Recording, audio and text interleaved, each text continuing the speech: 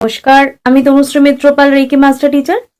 আজকে যে বিষয় নিয়ে আলোচনা করতে এলাম সেটা হচ্ছে হনুমানজি। আমরা জানি অনেকেই যে আমাদের যখন ভয় করে বা যে কোনো রকম প্রবলেমের মধ্যে আমরা থাকি, আমরা যদি হনুমানজিকে ডাকি তাহলে কিন্তু আমাদের সেই ভয় বা প্রবলেম কিন্তু আমাদের থেকে দূরে চলে যায়।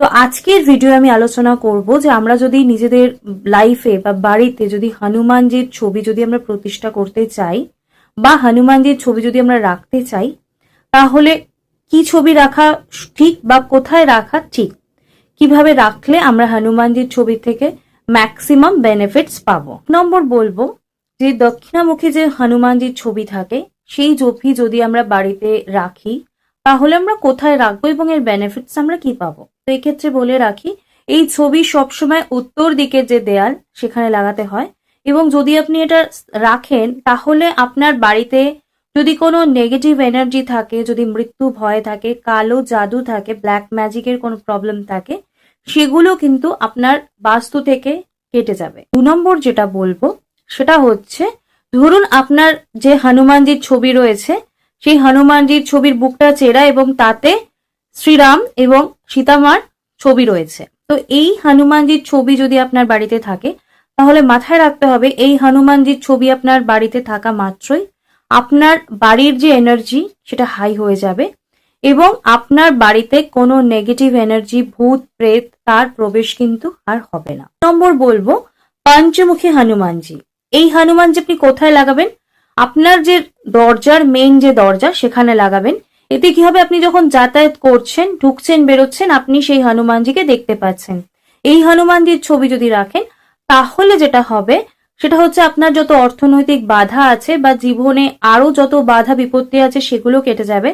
তার সাথে সাথে আপনার ধন সম্পত্তি, অর্থ সমস্ত কিছু কিন্তু বৃদ্ধি হবে। 4 নম্বর বলবো, ধরুন রাম দরবারে রয়েছেন হনুমানজি, এরকম ছবি যদি আপনার বাড়িতে থাকে তাহলে এই হনুমানজি আপনি আপনার বসার ঘরে লাগাতে পারেন।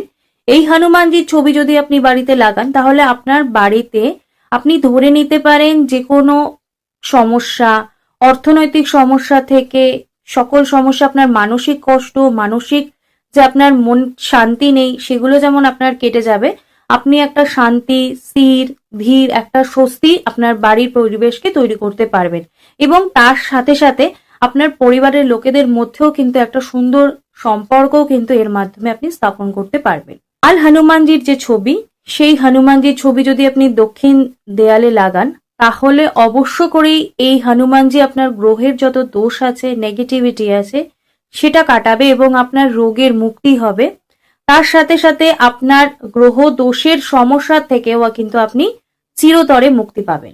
নেক্সট বলবো, পর্বত হাতে নিয়ে হনুমানজির ছবি যদি আপনার থাকে তাহলে আপনি এটা মেইন ডোরে লাগাতে পারেন। এই ছবি যেমন আপনাকে সাহসিকতা দেবে, তার সাথে সাথে আপনার আত্মবিশ্বাস বাড়বে, অর্থাৎ আপনি যে কোনো কাজ করার ক্ষমতা কিন্তু এই ছবির পজিটিভিটির মাধ্যমে পেতে পারেন। নেক্সট বলবো, ভজনরত যদি হনুমানজির ছবি আপনার থাকে তাহলে এই হনুমানজি কিন্তু আপনার ছোট বড় যে কোনো বিপত্তি, যে কোনো বিপদ, ভয় সমস্ত কিছু কাটাবে এবং আপনার জীবনকে একটা কমফর্ট এবং স্বস্তি দেবে। সূর্যদেবের সাথে যদি আপনি কোনো হনুমানজির ছবি বাড়িতে রাখতে চান, এতে আপনার চাকরির যে সমস্যা, সরকারি চাকরি প্রাপ্তিতে যদি বাধা থাকে সেগুলোকে কাটিয়ে দেবে এবং আপনার কর্মের উন্নতির যে কোনো দিক, আপনার মান সম্মান বৃদ্ধি পাবে, আপনাকে সবাই ভালোবাসবে, আপনার আত্মসম্মান বোধ বাড়বে। এগুলো কিন্তু আপনি এই ছবির মাধ্যমে, এই ছবির পজিটিভিটির মাধ্যমে পেতে পারেন। তাছাড়া বলবো, হনুমান চল্লিশার যে ছবি সেটাও যদি আপনি আপনার বাড়িতে রাখতে চান তাহলে সেখান থেকেও কিন্তু আপনার যে কোনো কাজের যে করার ক্ষমতা সেটা বাড়বে। আপনার বাস্তুতে যদি কোনো নেগেটিভিটি থাকে সেটাকেও কিন্তু আপনি এই ছবির মাধ্যমে রিলিজ করতে পারবেন। তো আমরা কিন্তু অনেক সময় দেখা যায় নানা রকম প্রবলেম নিয়ে বসে থাকি, তার সলিউশনের কথা ভাবি না, কিন্তু এই ছোট ছোট টিপস গুলো যদি আমরা অ্যাপ্লাই করি তাহলে কিন্তু আমরা সুন্দরভাবে দেখা যায় আমাদের প্রবলেমগুলোকে হিলও করতে পারবো এবং নিজেদেরকেও সঠিকভাবে তৈরি করতে পারবো। তো আজকে আমি আপনাদেরকে সহজ সাধারণ কিছু নিয়মের মাধ্যমে জানানোর চেষ্টা করলাম যে হনুমানজির ছবি জাস্ট আপনার বাড়িতে হয়তো সেটা রয়েছে কিন্তু সঠিক ডিরেকশনের নেই বা আপনি সঠিক নিয়ম জানেন না বলে আপনি হয়তো তার বেনিফিটস পাচ্ছেন না। তো আপনি এই জিনিসগুলো মেনে চলুন, দেখবেন আপনি কত পজিটিভিটি নিয়ে আপনার পরবর্তী লাইফটা কাটাতে পারছেন।